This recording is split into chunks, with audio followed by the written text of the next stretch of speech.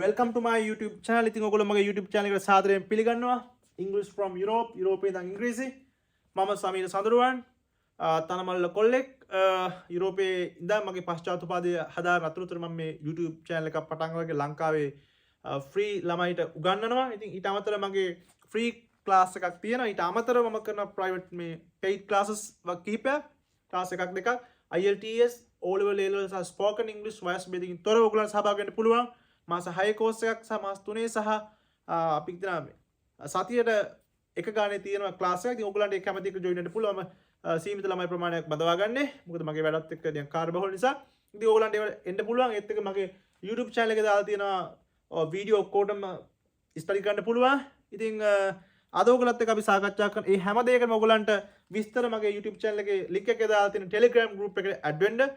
ඒකේ හැම විස්තරයක්ම තියෙනවා. තියෙන Telegram group එකට add වෙන්න ඔයගොල්ලෝ Telegram app එක phone එකට ඔයගොල්ලෝ Play Store එකට ගිහිල්ලා install කරගෙන මගේ phone එකෙන් install කරලා download කරගෙන install කරලා මගේ link එක click කරලා එකතු වෙන්න. එතකොට ඔයගොල්ලන්ට පුළුවන් Telegram වල ඔයගොල්ලන්ගේ number එක කාටවත් පේන්නේ නැති විදිහට හදාගන්න. ඒ හදාගෙන add වෙන්න කියන කාරණේ මතක් කරනවා group එකට. ඉතින් ඔයගොල්ලෝ මගේ channel එකේ මේ වීඩියෝ එක අද බලන කෙනෙක් නම් English from Europe YouTube channel එකේ playlist කිහිපයක් තියෙනවා. ඒකේ ප්‍රධානම playlist එක තමයි English grammar, English ව්‍යාකරණය. ඉතින් මේ playlist එක මේ English grammar කියන එක හොයාගෙන මේ පිළිවෙලට මේවා නැහැ channel එකේ. ඉතින් English grammar කියන එක හොයාගෙන ඒක English grammar කියන එක click කරලා වීඩියෝ මුල ඉඳන්ම introduction වීඩියෝ කියන මුල ඉඳන්ම වීඩියෝ බලලා මගේ අනිත් වීඩියෝ බලන්න කියන කාරණා ඔයගොල්ලෝ මම මතක් කරන්න කැමතියි. එහෙනම් අපි යමු අපි අදත් dialogue එකකට simple dialogue එකක්. මම dialogue වර්ග තුනක් උගන්වනවා. simple dialogue ඒ දෙකම intermediate dialogue, advanced dialogue. ඉතින් ඔය තුනම ඉගෙන ගන්න ඕන මුලින් ඉඳන්ම මතකේ තියාගන්න. එතකොට මම කිව්වා මේ සිංහල කොටස දැනට idea එකක් ගන්න තියාගන්න. සිංහල එක අමතක කරලා ඉංග්‍රීසි එක විතරක් ලියාගන්න පුරුදු කරන්න කියන කාරණේ මතක් කරනවා. ඒත් එක්කම ක්‍රියාපදයක් කොටස් පහකට බෙදලා තියෙනවා. මේ ක්‍රියාපදයේ බහුවචන ස්වරූපය verb, past, plural. මේකේ original තේරුම තමයි present, plural verb. ඒතර verb, past, singular. एक केटीएम माहिती verb past s කියන්නේ singular. මේකේ original තේරුම තමයි present singular verb වර්තමාන කාල ඒකවචන ක්‍රියාපදය.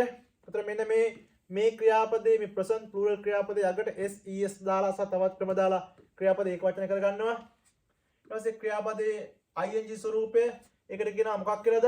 present participle verb කියලා වර්තමාන කාල මිශ්‍ර ක්‍රියාව. එතකොට මේ ක්‍රියාව හදාගන්නේ මෙන්න මේ ප්‍රධාන ක්‍රියාපදයේ අගට ing දාලා තමයි මේක හදාගන්නේ. ing එකතු කරනකොට මේ අග අකුර e අකුරක් තිබ්බොත් e අකුර කපලා දාලා ing එකතු කරන come කියන එකේ e අකුර අයින් කරනවා come in, am in. එතකොට මේ අවස්ථාව දෙක අපිට හදාගන්න පුළුවන් මේ අවස්ථාව ඇතුලෙන්. එතකොට මේ අවස්ථාවේ ක්‍රියාපද කටපාඩම් කරගන්න ක්‍රියාපද 3-4000ක් තියෙනවා. මම ක්‍රියාපද ලයිස්ට්ුවක් දෙන්නම්. මගේ channel group එකට add වෙන්න. එහෙනම් මේ જાතිය ක්‍රියාපද කටපාඩම් කර ගැනීම අත්‍යවශ්‍ය කාරණා. ඊට පස්සේ එන්න මෙන්න past verb කියලා කියන අතීත කාල ක්‍රියාපදය. ඒක කෙටියෙන් මම මතක තියාගන්න කියලා කියනවා කොහොමද? verb second verb කියලා. verb second verb කියලා කියන්නේ past verb එක. එතකොට මෙන්න මේක කෙටියෙන් මතක තියාගන්න verb second verb කියලා past verb කියලා කියන අතීත කාල ක්‍රියාපදය. ඒතර මෙවැනි ක්‍රියාපද 3-4000ක් කඩපාඩම් කරගන්න ඕනේ ඕගොල්ලෝ. මේ උදාහරණයක් මම දීලා තියෙන්නේ. ඊට පස්සේ past participle ක්‍රියාපදයේ තුන්වෙනි අවස්ථාව නේ මේක past participle කියලා කියන අතීත කෘදාන්තය. කෙටියෙන් මතක තියාගන්න verb third verb කියලා. මෙවැනි ක්‍රියාපදයක් 3-4000ක් මතක තියාගන්න. ඊට පස්සේ මේ ක්‍රියාපද සිංහලයේ අපි ඉක්මනින් හඳුනා ගන්නවා ලා શબ્දයෙන් අවසන් වෙනවා. නටලා, දුවලා, කරලා, බැනලා, ඇනලා. එහෙම නැත්නම් කරන ලද කියන අදහසක් තියෙනවා. නමුත් දැනට මතක තියාගන්න ලා શબ્දය. පැහැදිලි නේ? එතකොට මේ ක්‍රියාපද වලට කියනවා සාමාන්‍ය ක්‍රියාපද. මේ ඕනෑම සාමාන්‍ය ක්‍රියාපදයක් කොටස් පහකට බෙදන්න පුළුවන්. ඒතර සාමාන්‍ය ක්‍රියාපදයක් කියන්නේ ළමයි කනවා, නටනවා, බොනවා වගේ ක්‍රියාපදයක්. ඒතර මේ සම්බන්ධව වෙනම වීඩියෝ එකක් කරලා තියෙනවා English grammar කියන playlist එකේ පළවෙනි වීඩියෝ එක සම්පූර්ණයෙන් මුලින් ඉඳන් බලන්න. ඒකේ මම ඉතාලම මේක විග්‍රහ කරලා තියෙනවා. ඒක වැදගත්. ඒ නිසා මම මේක දාලා තියෙන්නේ. ඔයගොල්ලෝ ඒකට ගිහිල්ලා බලන්න. English grammar කියන playlist එකේ පළවෙනි වීඩියෝ එක. වීඩියෝ අංක දාලා තිනවා. මුලින් ඉඳන් බලන්න. right. එහෙනම් මේන මේකේ පළවෙනි අවස්ථාව කඩපාඩම්, දෙවෙනි අවස්ථාව කඩපාඩම්, තුන්වෙනි අවස්ථාව කඩපාඩම්. right. එහෙනම් අපේ පාඩමට මට දෙවෙනිදා එන්න බෑ නේ. I can't come on the second. දැන් දෙවෙනිදා කියන්නේ තමයි second දෙවෙනිදා. තුන්වෙනිදා නම් RD third. පළවෙනිදා නම් first. I can't come on the first. එකයි st මගේ මේ ස්මාර්ට් බෝඩ් එකේ ලියවෙන්නේ ළමයි පෑන. I can't come on the first. I can't come on the second. මට දෙවෙනිදා එන්න බෑ. I can't come on the third. මට තුන්වෙනිදා එන්න බෑ. නේ? පැහැදිලිද? I can't come on the third. ඊට පස්සේ කියනවා මේ B කියන පුද්ගලයා අහනවා why? ඇයි? What's the matter? ඇයි මොකද්ද කාරණේ? Why? What's the matter? මොකද්ද කාරණේ? I have to go to Colombo on that day. I have to go to මට කොළඹ යන්න සිද්ධ වෙනවා එදාට. දැන් මේ have to මේවා උගන්වනවා අපි ඉදිරියේදී. have to has to කියන්නේ යමක් කරන්න සිද්ධ වෙනවා. නේ? ඒ කියන්නේ යමක් කරන්න සිද්ධ වෙනවා. මට විභාගය ලියන්න සිද්ධ වෙනවා. ඒ කියන්නේ බාහිර බලපෑමක්. ඔයගොල්ලන්ගේ අම්මගේ ප්‍රෙෂර් එක හරි තාත්තගේ ප්‍රෙෂර් එක හරි සමාජයේ ප්‍රෙෂර් එක හරි නිසා ඒ කියන්නේ සමාජයේ බලපෑම නිසා යම් දෙයක් කරන්න වෙනවා. ඔයාට මොකක්ද වගකීමක් නිසා කරන්න වෙනවා. මට යම් දෙයක් කරන්න සිද්ධ වෙනවා කියන අදහස. මට ඒක කරන්න වෙනවා. I have to do that. උතර වාක්‍යයේ උත්තේ බහුවචන නම් I we you they boys girls වගේ බහුවචන පදයක් නම් have to යොදනවා. වාක්‍යයේ උත්තේ ඒකවචන එකක් නම් has to යොදනවා. ඊට පස්සේ have to හෝ has to කියන කොටසෙන් පස්සේ බහුවචන ක්‍රියාපදයක් දානවා. මෙන්න verb plus verb plural. මෙන්න මේ බහුවචන මෙන්න මේ verb plus verb plural. තමයි බහුවචන ක්‍රියාපදයක් තමයි මෙතනට දාන්නේ. I have to go to Colombo on that day. On that day කියන එදාට. එහෙනම් මට එදාට කොළඹ යන්න සිද්ධ වෙනවා. දැන් යම් කිසි දෙයක් කරන්න සිද්ධ වෙනවා. එහෙනම් කොහොමද කියන්නේ? අපිට එදාට කොළඹ යන්න සිද්ධ වෙනවා. We have to go to Colombo on that day. අපිට එදාට කොළඹ යන්න සිද්ධ වෙනවා. They have to go to Colombo on that day. ඒගොල්ලන්ට එදාට කොළඹ යන්න සිද්ධ වෙනවා. පිරිමි ළමයින්ට එදාට කොළඹ යන්න සිද්ධ වෙනවා. The boys have to go to Colombo on that day. ගෑල් ළමයින්ට එදාට කොළඹ යන්න සිද්ධ වෙනවා. The girls have to go to Colombo on that day. නේ? අපි කියනවා මේ ඇමති මණ්ඩලයට මේ එදාට කොළඹ යනවා. The ministers have to go to Colombo on that day. එහෙනම් බලන්න බහුවචන උක්තයක් එක්ක have to ඊට පස්සේ have to වලින් පස්සේ බහුවචන ක්‍රියාපදයක් ඊට පස්සේ අපි දාන ඒකවචන උක්තයක් he she it Kamal Nimal Geetha වගේ පදයක් යෙදුනොත් මෙතනට නේ has to යොදනවා. ඒ කියන්නේ has යොදනවා මෙතනට. නැත්නම් has to කිව්වත් එකයි නේ has to යොදනවා. right එහෙනම් කොහොමද කියන්නේ? I has to මෙතන have උනොත් has දාන්න කියලා කියන්නේ ළමයි. ඒක වචන I has to go. එතන මෙතන ක්‍රියාපදේ ඒ විදිහමයි බහුවචන ක්‍රියාපදයක් වෙනස් ලියවෙන්නේ ඒකේ ක්‍රියාපදේ වෙනසක් නැහැ මෙතන. මේ have වෙනුවට has යදනවා. එහෙනම් I has to go to Colombo on that day. මට එදාට කොළඹ යන්න sorry I has to කියන්නේ බෑ ඒක වැරදීමක්. She has to ඒක වයිනේ she has to go to Colombo on that day. ඇයට එදාට කොළඹ යන්න සිද්ධ වෙනවා. she කියන්නේ ඒක වචනයි. අපි දාමු he has to go to Colombo on that day. ඇයට එදාට කොළඹ යන්න සිද්ධ වෙනවා. it කියන්නේ ඒක අපි it කියන අදහසෙන් ගමු it has to go to Colombo on that day. ඌට එදාට ගෙදර යන්න සිද්ධ වෙනවා. නිමල් ඒක වචන පදයක්. Nimal has to go to Colombo on that day. නිමල්ට එදාට කොළඹ යන්න සිද්ධ වෙනවා. Nimali has to go to Colombo on that day. නිමාලිට එදාට කොළඹ යන්න සිද්ධ වෙනවා. දැන් මේ බන් හරි සරලයි. පිරිමි ළමයා the boy has to go to Colombo on that day. අපි මේවා විවිධ අපි පාඩම් අපි තාම මේ පාඩම් කරලා නැහැ ඉංග්‍රීසි ග්‍රැමර් යටතේ A to Z සාකච්ඡා කරනවා. ඉංග්‍රීසි මේ සූප්පේ ඉඳන් උප්පැන්නේ දක්වා නේ ඉංග්‍රීසි සූප්පේ ඉඳන් උපාධිය දක්වා උපාධිය කියලා මෙතන මම අදහස් කරන්නේ මගේ ඔපරේෂනල් ඩිෆිනිෂන් එක තමයි. ඒ කියන්නේ ඔපරේෂනල් ඩිෆිනිෂන් එක කියලා කියන්නේ අපි රිසර්ච් වලදී තමයි කියනවා අපි ඔයගලන්ට මම තේරෙන භාෂාවෙන් කියන්නේ. ඒතර මෙතනදී මම අදහස් කරන්නේ සරලව කිව්වොත් උපාධිය කියලා අදහස් කරන IELTS මට්ටම. පැහැදිලිනේ? වරදවා තේරුම් ගන්න එපා. right. අන්න දැන් මේක පැහැදිලි කරා. මේ වань වැදගත් වැඩකටද for an urgent matter urgent. දැන් මේ බලන්න මම කිව්වා urgent matter කියලා කියන්නේ ඒක වචන නාම විශේෂණයක්. urgent matter. එතනදී මේ u අකුරෙන් එන්නේ මේ u අකුරෙන් ස්වරයක શબ્ද එනවා නම් මම කිව්වා ඉංග්‍රීසි භාෂාවේ ස්වර පහක් තියෙනවා a e i o u. මෙන්න මේ a e i o u කියන ස්වර පහ නියෝජනය කරනවා සිංහල භාෂාවේ අයන්න ආයන්න ඈයන්න ඈයන්න අර ඒ කියන ස්වර 18. මේ ඒ ටික මත තියාගන්න ඒ ස්වර 10 නියෝජනය කරනවා. එහෙනම් මේ ඉංග්‍රීසි ඒක වචන නාම පදයක හෝ ඉංග්‍රීසි ඒක වචන නාම විශේෂණයක මේ ඒක වචන නාම විශේෂණයක්නේ urgent matter කියලා කියන්නේ. මෙන්න මේ ඉංග්‍රීසි ඒක වචන නාම විශේෂණයේ මුල් ලකුණ u නේ. මේකෙන් ස්වර શબ્දයක් කියනවා නම් urgent මේ u අකුරේ මොකක්ද දෙන්නේ මෙන්න શબ્දයක් කියන්නේ මේ urgent. එහෙනම් an යොදනවා. දැන් university මේක ලියන්න බෑ නැත්තම් පෙන්නන්න තිබා university කිව්වහම මේ u අකුරෙන් එන්නේ මොකද? un එන්නේ. අයන શબ્දයක් නෙවෙයි එහෙනම් a university. පැහැදිලි එහෙනම් for an urgent matter. වැදගත් වැඩකටද? Yes. Oh, my sister has been hospitalized. Oh, මගේ සහෝදරිය රෝහල්ගත කරලා. එතකොට මේක passive voice වාක්‍යයක්. මේක present simple passive voice. එතකොට passive voice වාක්‍යයක ක්‍රියාපදය අනිවාර්යයෙන්ම තියන්න ඕන past participle වලින් මතක තියාගන්න. මේක අපි සාකච්ඡා කරනවා මේ දැනට ඔයගොල්ලන්ට කියන්නේ මෙන්න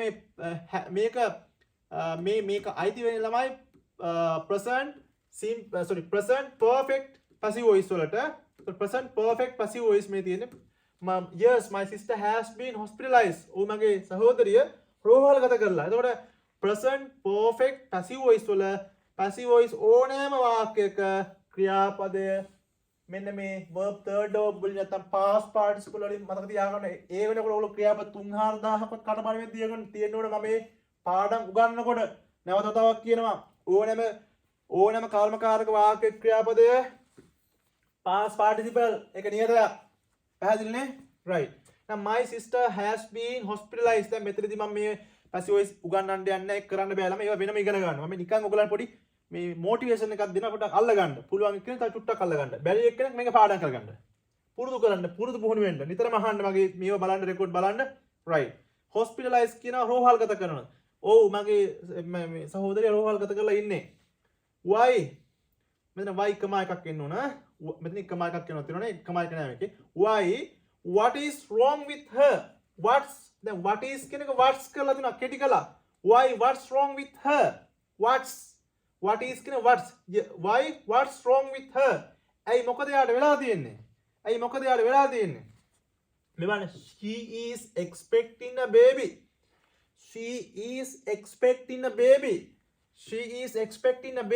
ඇයි බබෙක් මේ ඇයිද බබෙක් හම්බෙන්න ඉන්නේ නැත්නම් ඇයිද බබෙක් හම්බෙන්න ඉන්නේ මේ ඒ අදහස මේ ඇයි බබෙක් බලාපොරොත්තු වෙමින් ඉන්නවා. දැන් මේ සිංහල අදහස නිකන් අයිඩියාවක් විතරක් ගන්න ගඩොල් කපනවා වගේ මේ ඇයට දරුවෙක් ලැබෙන්න ඉන්නේ කියන වාක්‍ය අර ගඩොල් කපනවා වගේ මේ ඉංග්‍රීසි පරිවර්තනය කරලා ඉංග්‍රීසි ඉගෙන ගන්න බෑ ළමයි අධ්‍යක්ීමෙන් කියන්නේ.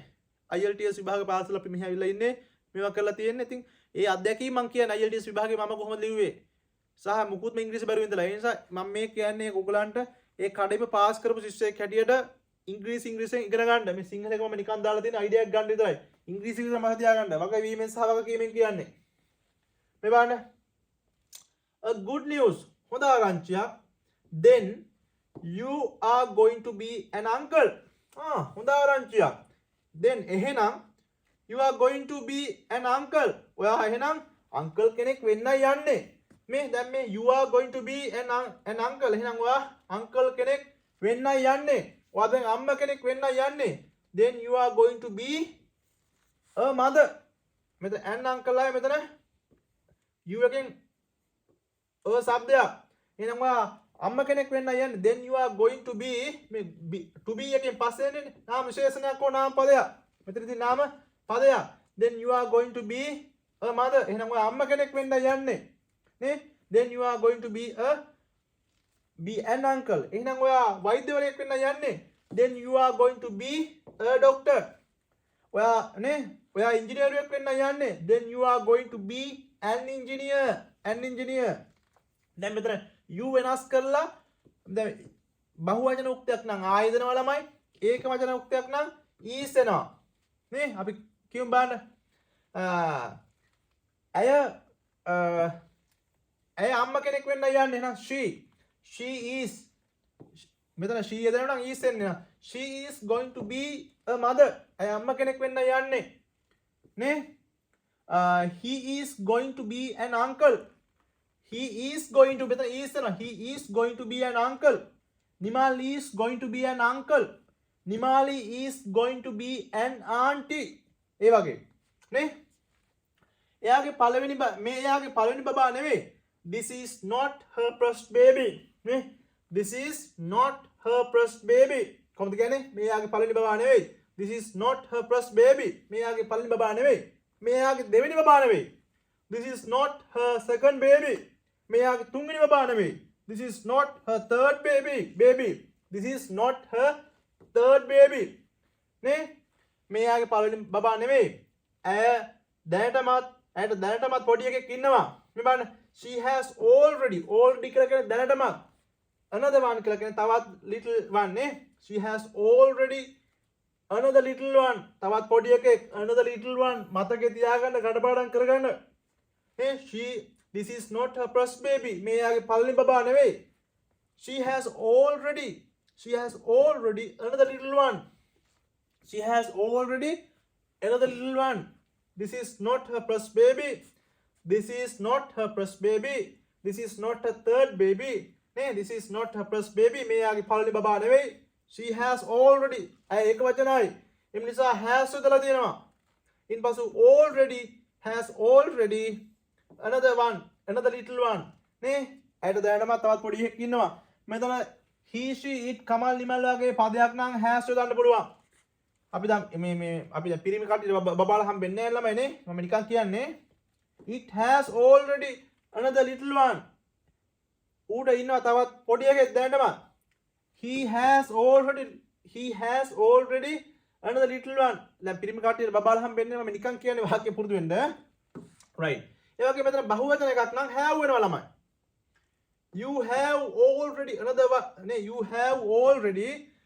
another little one. දැන් have has had භාවිතය මම ඉගෙනුවා මගේ English grammar කියන playlist එකේ සම්පූර්ණ පාඩම උගන්වලා තියෙන බලන්න. ඒ නිසා මම මේව නැවත ගැන සාකච්ඡා කරන්න යන්නේ නැහැ. ඒ නිසා තමයි අපි දැන් සාකච්ඡා කරලා අපි සෑහෙන මේවා 16ක් විතර සාකච්ඡා කරලා තිනවා. ඉතින් ඔයගොල්ලෝ මගේ channel එක subscribe කරලා නැත්නම් අනිවාර්යයෙන්ම subscribe කරන්න.